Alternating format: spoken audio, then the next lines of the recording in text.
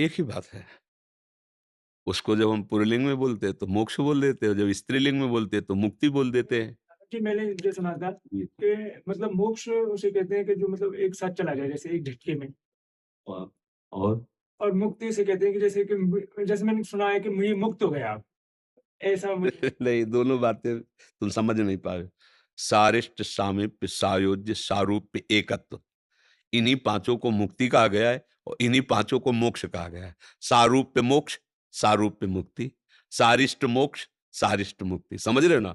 जब तक स्थूल देह, सूक्ष्म देह, कारण देह, तीनों देह में राग है, तब तक वो मुक्त नहीं होता। और जहां मुक्त हुआ तो इन तीनों देहों से मुक्त होकर वो अपने स्वरूप को पाए। इसमें झटका फटका वाली बातें ही नहीं है। ये तो मतलब कोई महापुरुष जन कह रहे हो, आप उनकी बात शब्द के अनुसार हमें नहीं बता पा रहे। जैसे बोले अमुक संत ने कहा है, तो वो संत जो शब्द बोले, वो शब्द एकदम बिल्कुल वैसे का वैसा पहुंचाओ तो उसका सही अर्थ निकल आएगा। उस शब्द को मतलब लगा के हम बोलेंगे कि हमें लगता है वो ऐसा बोले थे, गलत हो जाएगा।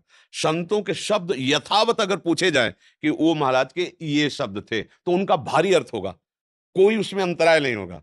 मोक्ष, मुक्ति, कैवल्य परम पद, ये सब एक ही बात है। अलग बात होती है भगवत प्रेम, जो मोक्ष से भी कई गुना बढ़कर आनंद प्रदान करने वाला, भगवान का दासत्व, भगवान की भक्ति, या भगवान के प्रति मित्र भाव, या फिर भगवान के प्रति कांता भाव, या प्रिया प्रीतम की सहचरी भाव। ये इन मोक्ष और मुक्ति सबसे ऊपर उठ करके है। समझ रहे ना? जब हम भक्ति के साथ मोक्ष जोड़ेंगे तो उसे मुक्ति बोलते हैं। भुक्ति, भक्ति, मुक्ति मतलब पर्यायवाची शब्द है। मोक्ष जो है जीवन मुक्तता का पर्यायवाची शब्द है। उसमें अंतर है। जैसे अब ये पूछे कि पानी, जल, तोय, वारि, सलिल, इनका क्या भेद है? कुछ नहीं। एक ही वस्तु के पर्यायवाची शब्द हैं, उन्हीं को कहा जाता है। जल कोई, पानी कोई, सब रूप में कहा जाता है। तो मोक्ष एक पद है, न व्यक्ति का नाम है, न किसी स्थान का नाम है। एक पद है, जैसे प्रधानमंत्री, राष्ट्रपति। ऐसे जीवन मुक्त अवस्था आत्मस्वरूप में स्थित महापुरुष, उसे ब्रह्म पद कहते हैं, उसे मोक्ष कहते हैं, उसे कैवल्य परम पद कहते हैं, उसे परम हंसों का परम आनंद कहते हैं, अखंडानंद कहते हैं, विज्ञानानंद कहते हैं, ज्ञानानंद कहते हैं। मतलब उसको विविध नामों से कहा जाता है, कोई अंतर नहीं। मुक्ति और मोक्ष में कोई अंतर नहीं। समझ में आ गया? मुक्ति और प्रेम में अंतर है।